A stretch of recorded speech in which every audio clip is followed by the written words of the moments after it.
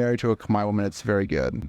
Scary sometimes. Kamai women are beautiful, man. Like some of the most beautiful women in the world. If I go to the US, it takes me like 2 weeks to miss Cambodia. If I go to Cambodia, it takes me maybe like 2 years, 3 years to miss America. If you're coming to Cambodia as a foreigner, as an expat, you have to figure out your goal and what you want. Are you here for like cheap living, like cheap food, cheap housing? Are you here to have fun? What do you like about living here in Cambodia? Meet Partick, popularly known as Cambo Vlog. He's one of the best top expat YouTuber in Cambodia. He's an American citizen, but has been living off and on in Cambodia since he was 2 years old. During our talk, he shared with me his regret in life, why he chose not to stay in the US, life in Cambodia growing up as an expat kid, how he became fluent in Cambodia, what it's like marrying to a Cambodian lady, and how he became a YouTuber. Can you please introduce yourself, let people know who you are? Yeah, absolutely. So, first off, to be so nating akania, well, Sanjina at squad Kim Chua Patrick, and at Clack a squad Kim Tam YouTube, Tam Facebook, Cambo Vlogs. But my name is Patrick. I'm an expat here. I make YouTube videos, and I've been living here on and off since 1996, since I was like 2 years old. So you moved from US to Cambodia since you were 2 years old. Yeah, so that was the first time that me and my family, we moved here in Cambodia. It was in 1996. And that was because my dad, he was a Baptist missionary. And so at the time, it was me, my older brother, my 2 sisters, and yeah, we all moved here. And that was the first time I came to Cambodia. It was a beach now. Yeah. Wow. So what is it like growing up here as a foreigner and also as a kid growing up in Cambodia? Yeah, I mean, I feel very lucky, man. I think I was blessed to have like a good childhood, you know, because growing up here in Cambodia, I was able to experience a different culture, one that's completely different than what I would experience back in the U.S. And that's how I was able to pick up speaking Kamai, was just being around Kamai kids. So I think it kind of opened up my view on the world a lot more, because yeah, I was here in Cambodia, but we were traveling back and forth from the U.S. because my dad would have to go back for the churches and then come back to Cambodia. So as a foreigner, but also as a kid growing up in Cambodia, for me, I count myself very lucky to be able to experience like this type of culture at such an early age, you know. Growing up in Cambodia, did you grow up with other white community, or you grew up with the Cambodian community? Yeah, so when we first moved here, when we first moved here in 96, we didn't stay in Phnom Penh. So obviously back then there was definitely foreigners, expats in Phnom Penh, living, working, mostly NGOs and stuff like that. But as a white family, we were the only white family in Kampot, Cambodia. So that's where we moved to, and that's where I grew up, and that's where my family's house was, and everything. So for that, yeah, we were the only white family in Kampot for the first like 2-3 years we were there. And then later on, another missionary family came. So I would say, yeah, I was just growing up with like other Kamai families. All of my friends were Kamai. Our neighbors were all Kamai, and yeah. Your Kamai is so good. How do you learn Kamai? Yeah, so like I mentioned, bro, like just it wasn't because I'm really smart or I'm a genius or can pick up the language. It was literally just growing up here since I was 2 years old. It's the same way like someone from a different country, like it's the same way like if you ask a Khmer person like, oh, when did you learn how to say "nop duck"? They'd be like, well, I don't know. I just been saying it forever, right? And so I was learning Khmer. I was learning how to speak Khmer. At the same time, I was learning how to speak English. They were kind of like coexisting together, right? Yeah. So that's where it was. Because I see some people, probably even you and other people that come to Cambodia after they're adults or they've grown up, and they come to Cambodia and after a few years, 5 years, they can speak Khmer pretty well, you know?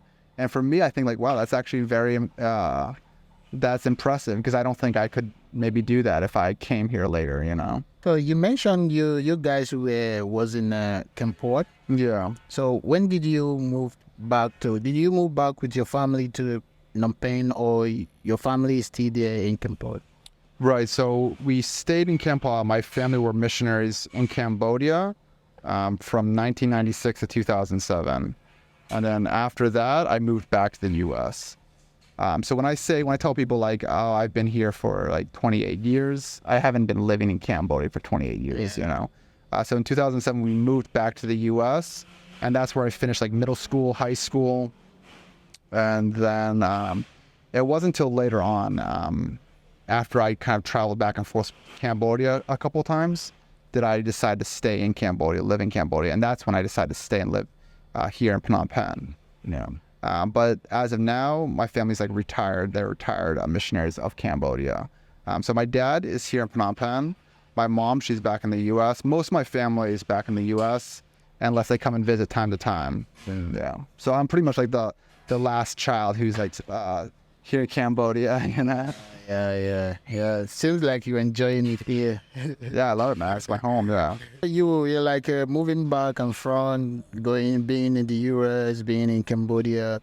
So what is life like in the U.S. compared to life in Cambodia? Well, I actually just came back from the U.S. And I was there for about 8 months because I was trying to figure whether or not if I was going to be living there full time or if I could live there full time and bring my family over there or what, you know, because before that, I had stayed in Cambodia from 2017 to 2023 the whole time. So that was like the longest time I had stayed in Cambodia without going back to the U.S.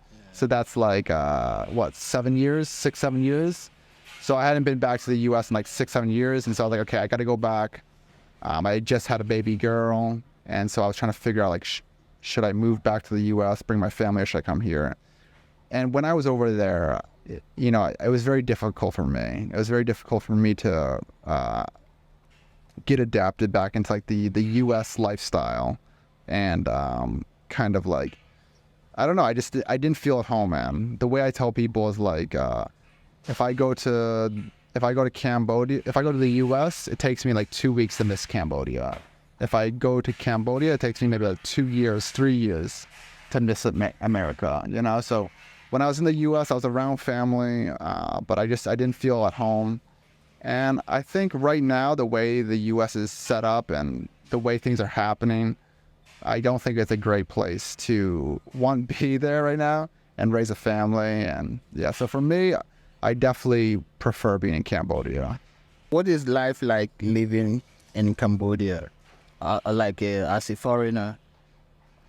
I would say it's good, and then you have to kind of like figure out what your goal is. If you're coming to Cambodia as a foreigner, as an expat, I would say you have to figure out your goal and what you want.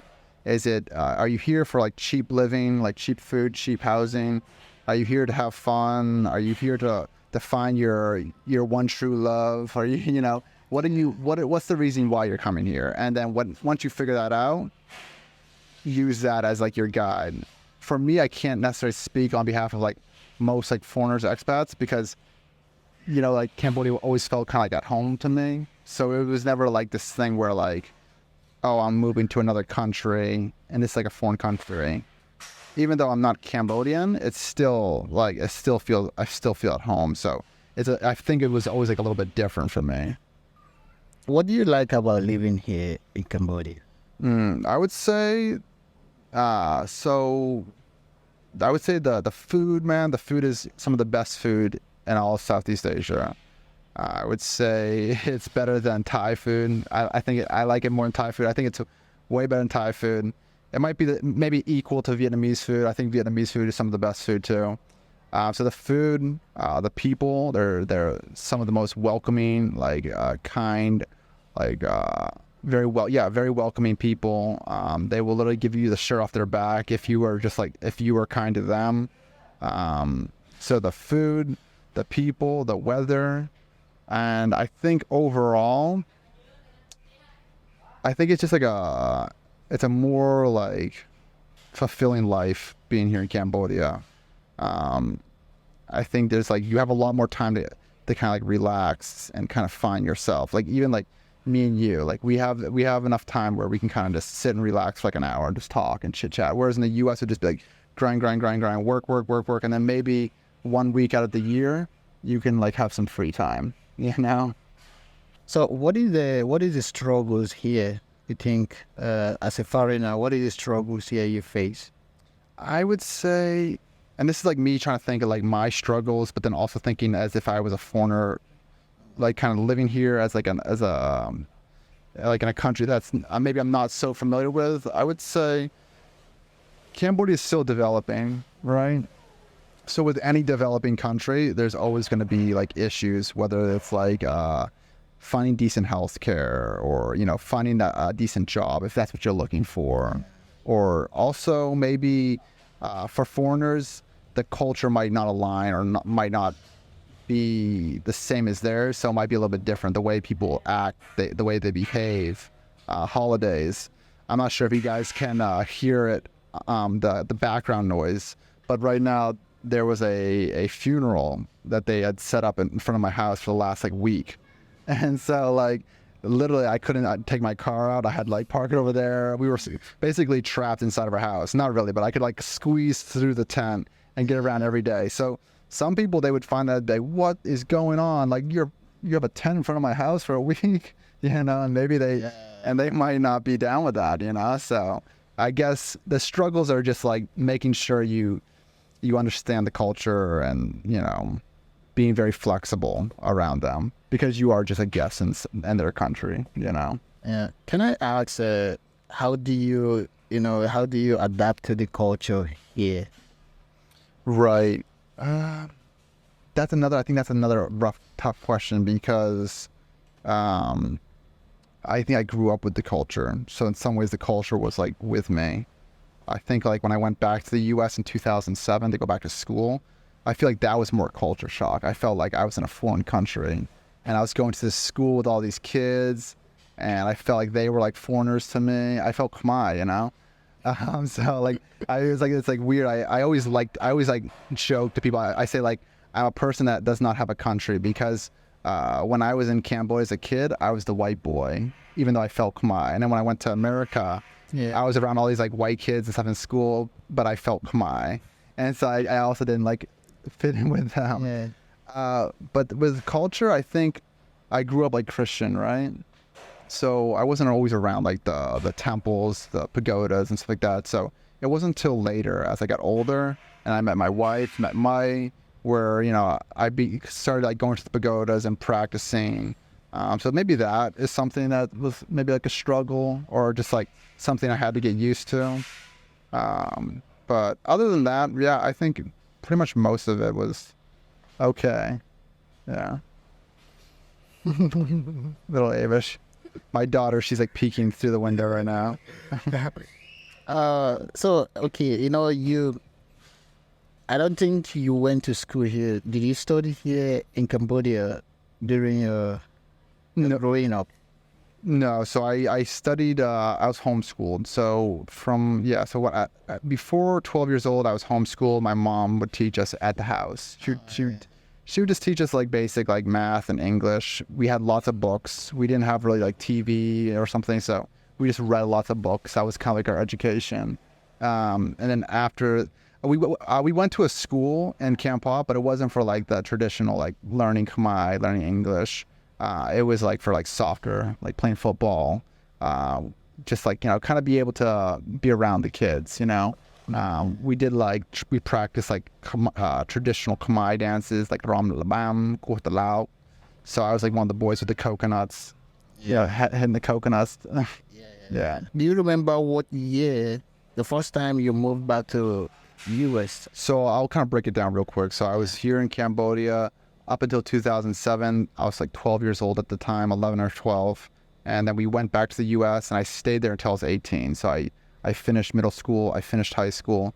And in 2018 from 2012 to 2015, I spent most of my time in the U.S. I just worked like I was a chef for a couple of years. I was like a cook, and then also I came back and forth. Like I'd visit Cambodia for a little bit, but I didn't. I never was like living here. So it wasn't until 2017 where I decided to like stay in Cambodia. Yeah, moving back to Cambodia after you already like spend 10 years here or more, So moving back to US, do you have any struggle, fitting into the US culture?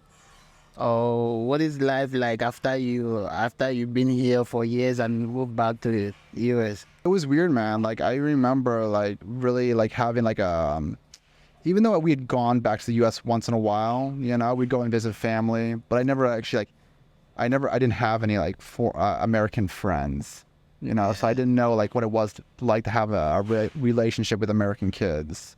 And I didn't understand like what was trendy, what were kids my age doing in America. I really had no idea because I was just like behind my house, like in rice fields playing with like kids and stuff like that.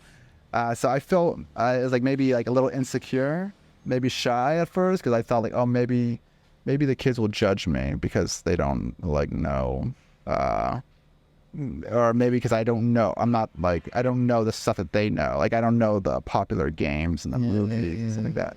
So it took a little bit, but I think after a while, like I would say a year or two, I was able to kind of like assimilate myself, reacclimate myself, in the U.S. culture. So let's talk a little bit more about, making content in Cambodia. For content, I would say like I've filmed like content in Thailand and Vietnam, but I would say my channel, and I'm known for making content here in Cambodia. And I kind of planned that when I made the channel. That's why I named it Cambo Vlogs, like Cambodian vlogs, So no, I would say that my content is just basically like everyday life. I wouldn't say daily vlogs. I don't film everything. Like I don't film my like everything that my family does, but I'll try to film stuff that I think is interesting for people outside of Cambodia and what they can kind of see. So I think a lot of my viewers are Kamai Americans, Cambodians that left Cambodia during the war, during like Khmer Rouge, and haven't been back, or their kids, and then they're curious about their country, they're curious about the culture. And then they're also just curious about seeing this white boy like walking around speaking Kamai, So I would say most of the content is to do with that, to do with just like, everyday life, whether it's the people, the food, or just places here in Cambodia. So when you started making videos, was it like you want to make it as a I want to be a content creator, or you just do it for fun or something? Yeah, so for me, bro, it was always like when I was in high school in the U.S., I was filming. I was just like filming little videos, like what my friends were doing, and I wouldn't, because back then uploading to YouTube wasn't really a thing, right? So I would just make the videos, I'd put on my laptop, and I'd call my friends, and we'd all sit in the room and we'd watch the videos, So I always was like fascinated with making videos. And my older brother, he's a filmmaker, so maybe that's also what kind of encouraged it. He filmed a movie here, 2 movies in Cambodia back in like 2012, like independent movies that were like in the theaters in America and stuff like that. So he maybe also was kind of like influenced me in filming, right? But then I came to Cambodia in 2016, 2017 to live here. And then I wanted like my friends and family in the U.S. to see like what I was doing. So I was like, okay, I'll just make videos. I'll put them on YouTube because it's an easy way to save the data, save the file, and then they can also watch them. So when I did it in here, maybe Ava, come here, Ava. You want to say hello? Come here, Ava. Come here. Come here, Ava. Hello. And here's little Ava. Ava can be in the video. No. Here, say hello, Eva. Say hello. He's looking at this camera. Okay, all right, then make sure she doesn't go and grab the camera, though. Yeah. Bye-bye. But yeah, going back to the thing, I was making videos just because I wanted people to, like my friends, my family to see it. And then I was like, and maybe if someone else is interested in it and they want to watch it, then great. But deep down, I didn't think like I was going to get a lot of subscribers. I didn't think I was going to get a lot of views. But so then when it started happening, I was like, oh, this is something that maybe I can keep on doing and other people will enjoy watching this type of content, you know? So, for now, do you have any other jobs that you do, or you just based on making content? So my family, we have a school here, like a private school.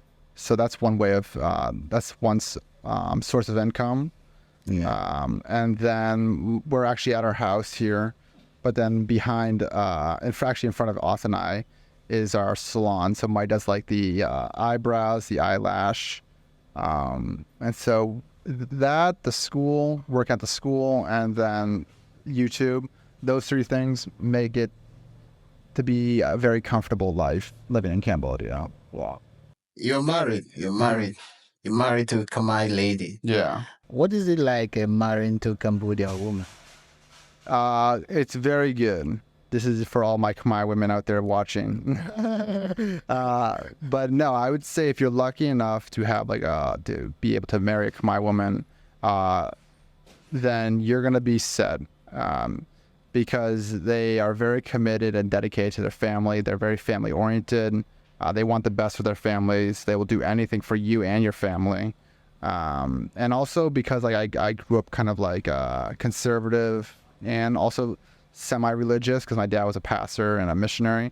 I feel like Khmer women, they kind of match those qualities well because they are in some ways also conservatives. They have like strong religious values and beliefs, not maybe Christian beliefs, but at least Buddhists, you know. And so I feel like their ways of life, their views on life kind of align with mine. Like I said, they're very family oriented, and that's something that I needed. I needed someone to ground me, to keep me kind of like, to check me and make sure like I'm not getting up to trouble here in Cambodia. Yeah. So yeah, I would say it's being married to a Khmer woman. It's very good. Scary sometimes if you're like if you get on their bad side, you know. But again,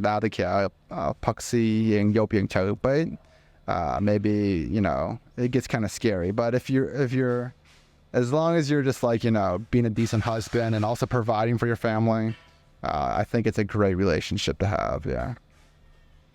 So what is the challenges like you're facing? Yeah, no challenge. Zero shot. It could be, but you speak Khmer. I don't think a language Right. might not be a problem. But that could be a challenge. So, like, for example, if a foreigner was to marry a Khmer woman, which a lot of them do, maybe one of the big barriers is the language barrier. For me, it wasn't like that, right? And that was actually like my little trick. I would follow them, and then I would send them like a little voice message. And then they would probably be like, wait, what the heck? And they'd probably look at my picture again, be like, Yeah. is this him that's like sending the voice messages? So for me, it wasn't like a language barrier issue. But some might have that challenge. That, and then also like the culture thing, right? Because here people, family, and then religion. Religion is a big thing here, right? So if your views don't align, that can also be a challenge. But yeah, I would say those two things are probably the two big ones that probably a lot of expats or foreigners face when trying to find a Khmer wife. Yeah. What is that thing that you noticed about Cambodian women that you like? Khmer women are beautiful, man. Like some of the most beautiful women in the world are from Cambodia or Southeast Asia, at least in my opinion, right? And then, yeah, like I mentioned, like for me, like I spent a lot of time, my young adult years and my late teenage years, like from 18 to 22, you know, like I had my fair share of fun here in Cambodia, you know, and I was also just like sometimes getting up to no good. So I needed I kind of knew in the back of my head, I was like, okay, if I'm going to come back here and live in Cambodia in 2017, I also need to find someone that's going to like kind of keep me grounded. And so that's what I like about Khmer women too. Is obviously they're beautiful, but like if you find one who's committed to you, they will do anything to make sure that your life is okay. You know, they will figure out ways for us to make money. They will, you know, they'll find a good home for us, and they'll take that house and make it into a home. And you know, this is gonna be found all over the world. Like it's not just Khmer women, but definitely Cambodian women, because of those values that they have. That's at least that for me. That's what I liked. Yeah. You like Khmer food. Yeah. So which of the Khmer food is your favorite? Oh man, we got like 2 more hours. Nah. I love it all, man. I'm trying to think of any Khmer dish I really don't like. And nah, I think I love all the Khmer food. As a joke, like I made like, I hooked up with like a nice Khmer artist here, Renan Paul, who does like a lot of nice art here in Cambodia. And I had him make like 3 dishes for me. And I use those stickers on my YouTube videos. I also have them on as t-shirts. But those 3 dishes were also like 3 dishes I really enjoyed. The one I'm wearing right here is baba sa trainyet and bong tia pie. And my wife always laughs, but it's literally just like congee, like white porridge, Yeah. dry salted fish, and salted duck egg, you know? So is this one your favorite? For breakfast, and especially if you have a hangover. If you like were drinking, late night drinking the night before, the next morning, this will cure your hangover. So Really? yeah, and it's my favorite breakfast. I'll eat like 2-3 bowls of this, just like white porridge, salted dry fish that I eat, and then the salted duck egg. And then the other 2 were gari khmer, right? No machok gari khmer, gari khmer no machok, which is just like the red curry with the white vermicelli noodles, the chicken curry. That one is great for like a lunch. And then for dinner, the other one I had, the other sticker I made was machu krung, some la machu krung, you know, psycho, or you could do some la machu krung, chok pai. You know, that's basically like a thick green soup or stew with like some beef or like some wild boar meat. And so those 3 I would say are probably on my top dishes. But I mean, man, any Khmer food is gonna hit good with me. Like brahok, I love brahok. Ooh. Yeah, I love the buhgota brahok and all that stuff. And yeah. Have you ever, like, kind of living in Cambodia, have you ever feel down, feel like, what am I doing here? Is this the right place for me? You know, can I be successful here? I should move, or should I stay here? Have you ever feel like this, and how do you overcome it? Yeah, I would say when I moved back in 2017, and 2017, when I was like, okay, I'm going to move back here. Because before that, I kind of like had this thing where I would only come to Cambodia if like my older brother was here or my older sister was here or some sort of family member was here. I would come here, so I felt kind of safe, right? And in 2017, that was like the first time that like I was like, okay, I'm going to move here on my own, and I'm just going to figure out a way to make it, you know? And so when I came here, I came here with 2 of my friends I grew up with in the U.S. I brought them here. I convinced them to come and live here in Cambodia. And then that was kind of like a struggle for me, because that was the first time where I was like, oh, I'm going to be on my own, you know? And we tried to do a couple of businesses that didn't work. I ended up just getting like a teaching job, like any white person here can get. That's super easy. But that was just kind of like struggling to like figure out what was happening. So I definitely felt like kind of pressure. I felt like, oh, okay, what am I doing here?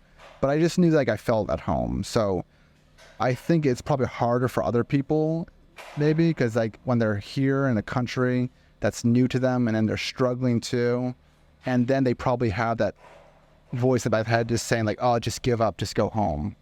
But for me, maybe the give up part, but just go home was I was already home, you know. So I just had to find the piece that was like, okay, how can I make it here, or how can I at least like have a comfortable life here in Cambodia. So, what kind of advice would you give to someone like? I know some people they have the different kind of mindset on what to do, how to handle things. So, you being in this kind of situation, you try to set up some business and it doesn't work out, and you never give up. Like you still struggle, you still want to do more. Yeah. So, what kind of advice would you give to some people who you trying to give up here or feeling down or something? Here specifically, I mean, like I think like at the beginning of this podcast or this conversation, I was saying like when you come here, like know your direction, like know why you're here, right? And then make sure that whatever you're doing every day is that helping you get to that thing that's the reason why, right? A lot of people in Cambodia, they'll slip into this like maybe group of friends that aren't doing or aren't interested in the thing that they came here for. Cambodia is a big drinking community, right? You know this, right? Everybody loves to drink, including myself. But there's still like, if you came here, you can slip down those paths that maybe weren't your original, thing in the first place. For me, it was just like finding that passion where I was like, okay, what is something that makes me happy? And going back to like, I just always was filming. I used that as like a thing that like kept me going. Like even on my days that I felt down, or I felt like just worn out, I was like, okay, at least I can go make a video and edit it and stuff like that. And luckily for me, it ended up becoming something that I could actually make for a living, make money from. Yeah. That's great. What is that one thing, or what do you think that foreigners that lives in Cambodia or like other people don't know about Cambodia and the people? I would say what they don't know is that more than likely, like Kamai, you are very friendly. You just have to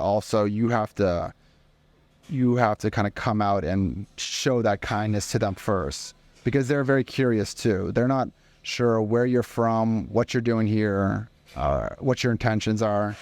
And other countries, sometimes it's like, for example, in America, you don't walk around place in America and just smile at people, especially in like big cities. They'll be like, why are you smiling at me, right? Yeah. It's very just like kind of cold. And there's a lot of countries like that. Certain countries are different, right? But like definitely there's certain countries that are very cold. And so a lot of times here when they come to Cambodia, they see Khmer people, they don't smile, or they're not like overly friendly to them. And in return, the Khmer people, they also won't show that kindness, right? Yeah. Whereas like if you just smile to them, or you show a little bit of that, you open up to them, guarantee you 100% they're gonna want to be friendly to you. They're gonna want to talk to you. So I think maybe foreigners, they just don't understand that Cambodians that are here, they're willing to help. They're friendly. They just you need to make that initiative first. Describe Cambodia and the people in one word. One word, man, I can think of a few, but perseverance for like the people. I would say, because like Khmer people, they've been through so much like hardship in the last like 50, 60 years. But today you see the soul of the people. You see the soul of the Kamai nation, the people, because like how fast they were able to rebuild after, literally a third of the population getting murdered, right? Perseverance, like they're still able to kind of like come back from something that was so bad. And then also still like be very friendly to people, even friendly to Americans. I would say Cambodians and Vietnamese, they probably are, out of a lot of countries, should hate America the most for like some stuff that America has done, right? But yet they are the most kind, welcoming people. You tell them that you're from America, like, oh, welcome, I love America. And that's same for like Vietnam. So perseverance for the people, and then for Cambodia, just beautiful, wonder. That's the kingdom of wonder, right? Yeah, beautiful country. That's great. This question normally I always ask everyone that I interview. I know you've said a lot of a lot of things about Cambodia, but I'm still gonna ask you this: do you think Cambodians are friendly? Yeah, 100%. Cambodians are friendly as long as you are friendly to them, right? Now, if you disrespect them, or if they feel disrespected, or if they feel kind of like taken advantage of, then they're going to be very unfriendly to you, And I think it comes from like the constant, the history of like foreigners and outsiders coming into their country and taking advantage of them. Whether it was, starting from a long time ago. And so now they have this like kind of like maybe like they're kind of like weary. They're kind of like they're not. I would just say that they'll always be kind to you. They'll always be friendly to you. But right when they feel like you're taking advantage of their kindness, it will be like a 180. Yeah. So, lastly, what wows you? What wows you about Cambodian people? Just like the overall generosity, man. Like, and this is not just like me being a white dude who's like, because I've seen it where it's just like Kamai people too, Kamai and Kamai people together, right? One thing that they always do, and this is like one of the things I love about their culture is, no matter how little bit of food they have, the small amount of food they have, they will offer to you. And you've probably experienced it. You walk somewhere, they, oh, yambai bong, yambai, come here and eat, And usually you're not gonna be like, yeah, okay, I'm gonna eat your food, but they still offer it, right? It's like this thing where it's like almost like symbolic. It's like, hey, let me give you the food off my table, right? And it just blows my mind sometimes. There'll be like somebody who has like literally like a tiny amount of food, like a bowl of rice and some meats and stuff like that, and he will still be like, oh, would you like my food? Take my food, And that's just like, for me, it's just like, wow, because in the U.S., especially, like you walk into a room when people are eating lunch or something like that, they're just going to look at you and then they're going to keep eating. Whereas here, you walk in, someone's eating a meal, they're just like, oh, here, come eat, come eat, come eat. Like, it's almost like they feel bad if they don't like offer it, right? Okay, that's it. I think we're going to wrap it up here. And that is it. Thank you so much. I really appreciate this time, you have with me. And if you enjoyed this video, let me know what you think about Cambo vlog, opinion about Cambodia in the comment section. And appreciate this time you have with me, bro. Absolutely. Thank you so much. Yeah. And after this conversation, I feel like I think it's only fair to tell everybody that Austin and we filmed this. We filmed this once already yesterday, but we like screwed up the. If you are making video, you should know about this kind of problem. That's a tip you should give your viewers. Yeah. Sometimes things happen like this, But I appreciate the fact that when I called him, I tested him and he said, okay, we can still do it, and I'm very happy. The same next day, and here we are. It doesn't even take like days or we have to wait. Yeah. But I'm happy for this, bro. I'm super happy now. Yeah. Thank you.